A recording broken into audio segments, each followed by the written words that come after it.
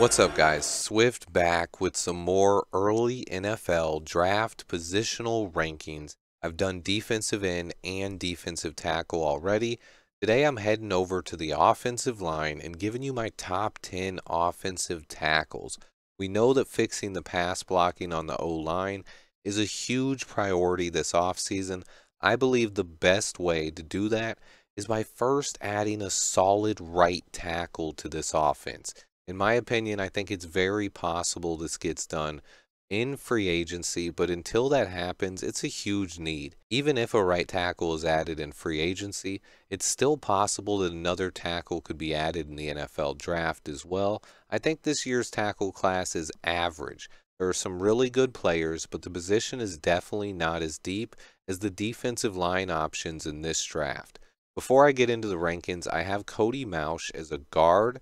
You won't see him in these tackle rankings. I do have Peter Skoronski from Northwestern ranked, but since this is a Bears ranking video, I have to take his shorter arm length into account because Ryan Poles will. But let's get right into the rankings. At number 10, I have a guy who worked firsthand with Luke Getsy during the Senior Bowl, Alabama's Tyler Steen. He's 6'5", 325 pounds, and had a good week of practice. I think Steen could fall to day 3 of the NFL draft and is a guy who fits a lot of what this front office looks for in offensive linemen. They would ask him to drop around 5+ pounds, as they seem to like every one of their offensive linemen to be under 320 pounds, but that shouldn't be an issue. Coming in next at number 9 is another guy who worked with Luke Getsy at the Senior Bowl, Oklahoma's Wanya Morris. He comes in at 6'4", 317 pounds with 35+ inch arm length. He easily fits Ryan Poles' profile for an offensive lineman almost perfectly.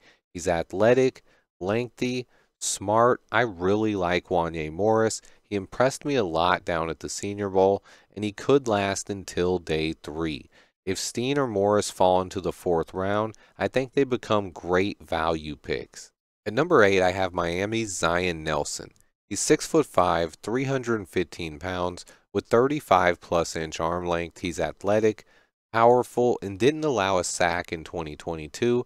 He played left tackle and right tackle for the University of Miami. He has lateral agility, footwork, and football intelligence that really stand out to me. I like Zion Nelson. I think he's probably a day 2 guy in the NFL draft. At number 7, I have JAELYN DUNCAN from Maryland. He has the build of a prototypical NFL tackle. He's 6'6", 300 pounds, but he struggled at the Senior Bowl. He's moving down my rankings. I still have him above Nelson for now, but that could change very soon. I like Duncan's game, but I was not impressed with what I saw at the Senior Bowl, and I need to go back and watch more tape to get a better feel. Coming in at number 6 is Tennessee's Darnell Wright. I love Darnell Wright's game. He burst into the spotlight when he shut down Will Anderson 1v1 against Alabama this season. He didn't allow a sack all year long, and he put together a great season of tape. There's a drop-off after Darnell Wright, as I believe these top 6 tackles stand out. Starting right here with Darnell Wright and the next 5 guys, these are the clear guys who could be starters early on in their NFL careers. Some teams will have Wright ranked higher, but I'm not sold on how he fits with what Ryan Poles looks for in an offensive lineman. It's clear they prefer their linemen to be lengthy, athletic, and violent. However, they also have a size profile, and it's clearly between 300 and 320 pounds. Wright comes in at 6'5", 342 pounds. That's a full 22 pounds over what they have every single offensive lineman on the roster at. Could they ask him to cut weight like they did with Borum and Jenkins last year? Sure, but that's a lot of weight to drop. He did work with Getsy at the Senior Bowl and had a great week, so I just can't rule him out. At number 5 is another tackle I really like, but this guy I also don't know if he fits Ryan Poles' profile. Poles has only been the GM for 1 year now, so we don't really know if he will take a guy outside of that size profile if they really like them. At number 5 on this list is freak tackle DeJuan Jones. He dominated his one day at the Senior Bowl practice, but then he sat out the rest of the week. Jones checks in at 6'8", 375 pounds. That's 55 pounds over what they prefer. However, you can't ignore his athleticism or his freakish length and power. I think some people will have DeJuan Jones ranked as high as #1 tackle in the draft, and he should easily end up being a first-round pick. Keep an eye on DeJuan Jones. He's one of the most intriguing players in the entire draft. At number 4, yet again, we have another guy who just might not fit what Ryan Poles looks for in offensive tackles. Northwestern's Peter Skoronski. He actually fits the size profile at 6'4", 315 pounds, but Poles' other critical measurement is arm length. We know he doesn't like tackles with under 34-inch arms. Skoronski wasn't at the Senior Bowl, so his official measurements will be out this week, but he's projected to have around 32-inch arms, which would make Ryan Poles view him as a guard. That being said, Peter Skoronski is widely viewed as a first-round talent and one of the top offensive linemen in the draft. I think he deserves a shot at tackle until he proves he can't play there. And if that happens, then you move him inside. I have Skoronski outside of my top 3 because I'm ranking these players for the Bears.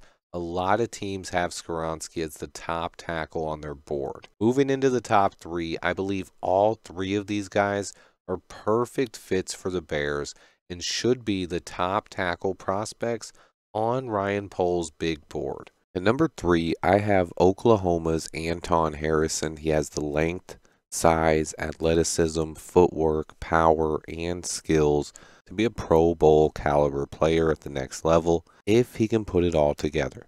He's 6'5", 315 pounds with plenty of length and athleticism. Harrison should be a first-round pick this April.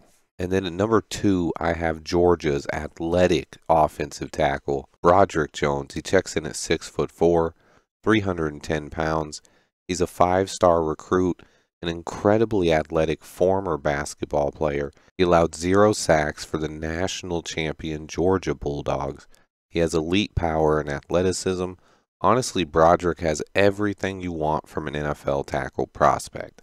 And the number 1 tackle I have for the NFL draft for the Chicago Bears is Justin Fields' former teammate at Ohio State, Paris Johnson Jr. He's 6'6", 310 pounds with nearly 36-inch arm length. He has all the traits Ryan Poles and company look for in tackle prospects. He's only allowed 2 sacks over the last 2 years, playing both tackle and guard. He has power, length, athleticism, intelligence, versatility, and he blocks to the echo of the whistle.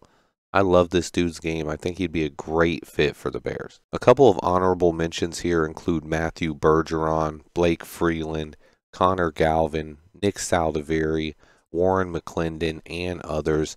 This offensive tackle class is nowhere near as talented as the defensive line is. There are some big names in the top 5, but the drop-off afterwards is quite significant, and I don't see nearly as much upside in the later rounds. That's not to say this is a bad tackle class, it's just not great. I'd call it average to below average. If you really want to tackle in this NFL draft, you probably need to take them in the top 2 rounds unless you're looking for a developmental type player. Also, I'm not an offensive line expert. I like watching offensive line play and understand it very well, but it's far from my specialty. I have a lot more tape to watch on these offensive line prospects, but the class overall does not look as talented as either defensive line group I've studied. There are still some talented guys available, but it's not a strength in this draft. Just another reason I think we should add a tackle via free agency. I think there are 3 top-tier free agent right tackles scheduled to hit the market, and Ryan Poles needs to add one of those guys. Stay tuned. I recorded this video before leaving for the Combine. My videos from here on out until Monday will be recorded from Indianapolis. Please bear with me slightly as I won't have my regular equipment or setup. I will be posting videos non-stop. Turn on those notifications, and until next time, bear down.